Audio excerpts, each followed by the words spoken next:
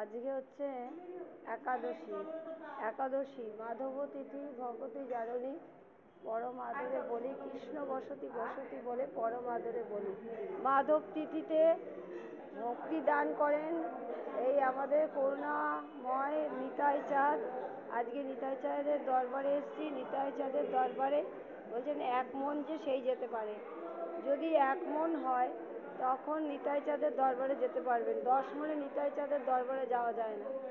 তো আজকে বলবো ভজন মানে কি। ভজন মানে হচ্ছে ডাল ভাত রুটি রোজই আমরা খাচ্ছি, তাই তো? ডাল ভাত রুটি খেয়ে একই খাবার, কেউ 5 মিশালি করছে, কেউ 1 মিশালি করছে, ডাল ভাত রুটি খাচ্ছে। কিন্তু ভজন মানে হচ্ছে আপনার অনুভব, অন্তরে অনুভব, অর্থাৎ বীজ মন্ত্র গুরু মন্ত্র অন্তরে দেন, দেহে না। যে দেহ মনের সাথে যুক্ত মন, মন হচ্ছে বলশালী এবং বলশালী মনকে একাই কন্ট্রোল করা যায় না। বলশালী মনকে কন্ট্রোল করতে গেলে আপনার কি চাই? আপনার হচ্ছে গুরু নাম, কৃষ্ণ নাম, ভগবত নাম। যেই মনে আপনার গোবিন্দ বাস করেন সেই মনে আত্মার একজনই আছে গোবিন্দ, তার কাছে যেতে হবে। অর্থাৎ শ্রীকৃষ্ণ বলেছেন মন মনা ভব মদ ভক্ত মজ্জাজীবন নমস্কার।